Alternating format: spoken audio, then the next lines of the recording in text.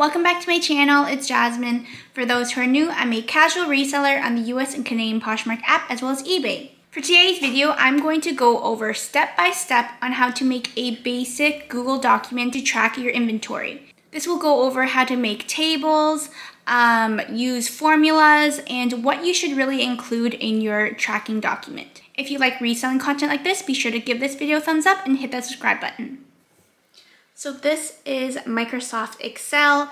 If you don't have Microsoft Word on your computer, you can also use a Gmail account and you can look at Google Sheets there, and it's the exact same format and you can do the same things that I'm going to show you now. So of course, I'm going to start off with the sheet title. You can obviously edit it to be whatever you want it to be. So I'm going to say that this will be my sales for September 2021. So I'm going to label it September 2021, and you can easily add more sheets and it'll separate the two together. So first I'm going to make a table, which is pretty simple. You just type in whatever you want. I'm going to do a very basic one that just labels inventory. So I guess like a description of the item that I'm selling, the cost of goods, and the sold price. So I'm just going to create my title here.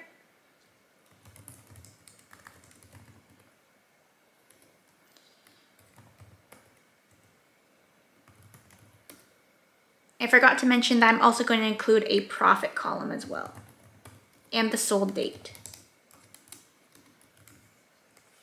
So obviously you can customize your table to include as many descriptive items that you want, but this one's just going to be basic, so you can add or subtract whatever you want to include in your columns.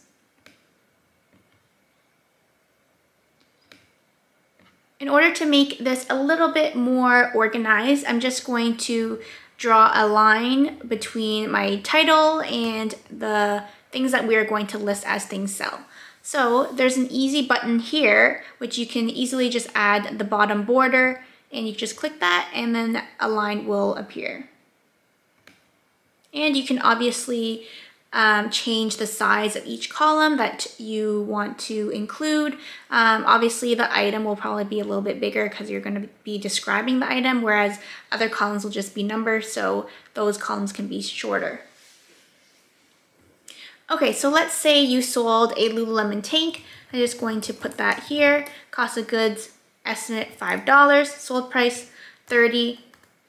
I know that some people distinguish, I guess, what the sold price is versus whether or not they gave shipping discounts or any other fees that are included, but I personally just write what I'm taking in. So let's say I sold something for $35, I would just subtract the 20% fee if I sold it off of Poshmark and or any shipping discount that I gave. So let's just say that I'm taking home $30 after fees and everything.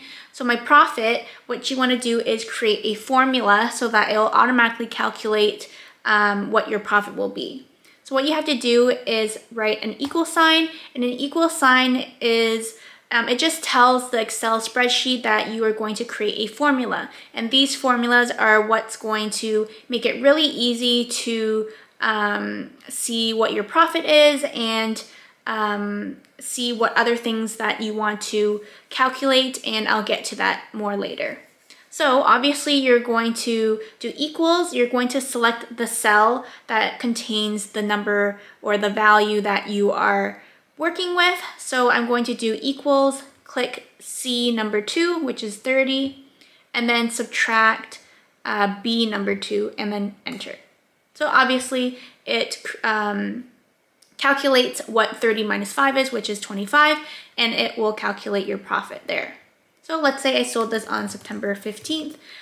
Some people also include the listing date as well, just so that you can calculate how many days it took for the item to sell, but that will be a little bit more complicated. Well, it's not complicated, it's just a little bit more detailed, so I'm just gonna omit that for now. So let's say you sold another item. It was a pair of black boots, cost of goods $10, you sold it for $30.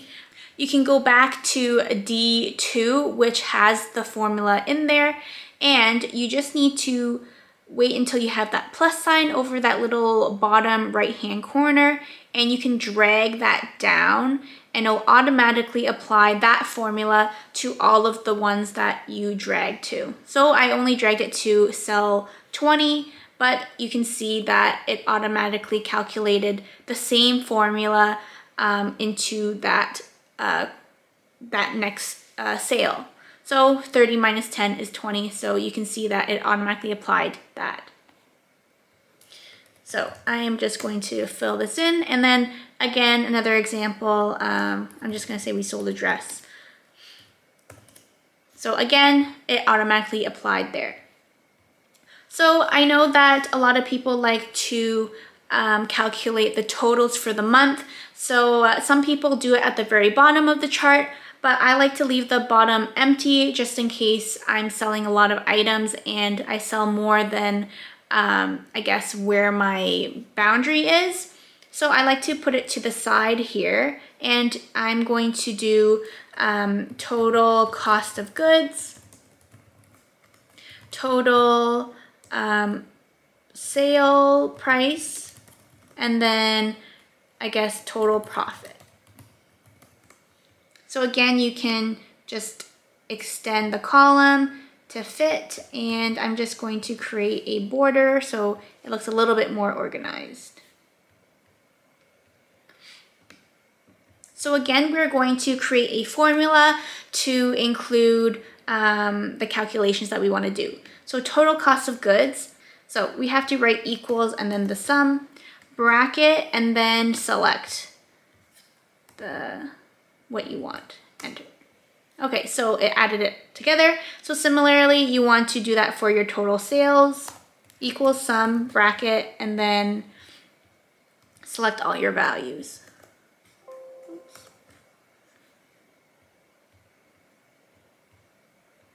And then for your total profit, obviously you're gonna minus your sales and your cost of goods. So you can do equals, just select the cell like we did previously. So 80, and then minus your cost of goods, enter. So your total profit is $64 so far.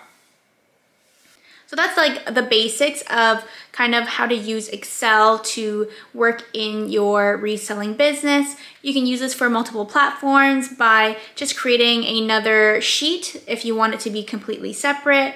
If you are transitioning to the next month, you can easily just copy and paste the whole thing and just delete the values, and all of the formulas will still apply. As a Canadian reseller and I'm selling on Poshmark US, I have to, I guess, incorporate fees such as my Stallion Express fees. So I personally need to create another table just to include that fee into the profit that I'm taking in. And a little bit more complicated is that my fees go to TransferWise first before coming into my bank. So there is a TransferWise fee and then the conversion fee into Canadian dollars. So that can be a little bit more complicated, but I'm not gonna review that right now just because not everybody sells on Poshmark US, so you can do what you want with those values. I will review how I use the Excel spreadsheet to include my Stallion Express fees. So for example, I'm just going to put packages, number of packages, and most of my packages, the fee for Stallion is 80 cents. So I'm just gonna put that there just so I know. If I have to send anything for boxes, it's 90 cents, and then bigger boxes is $2.99, which is quite rare, but sometimes there are some. So let's say I'm just going to write Stallion fees here. So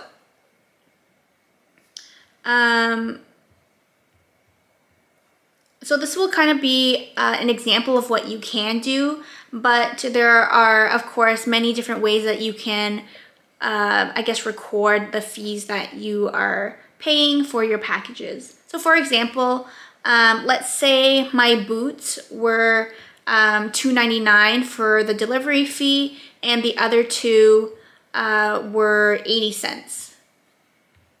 So I am going to write that the number package for 80 cents is 2. The number package for 90 cents is nothing, so I don't have to worry about it. And then the number of packages for $2.99 is 1.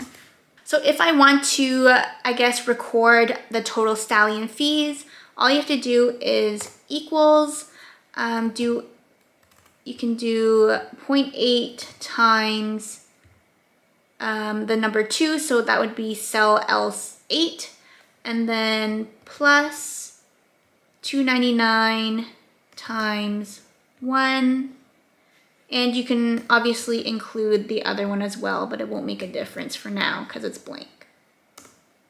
So you can see that the total number of fees so far is $4.59, and as you add more items that you sold, so let's say, I don't know, I sold a top and it was $1, I sold it for 15.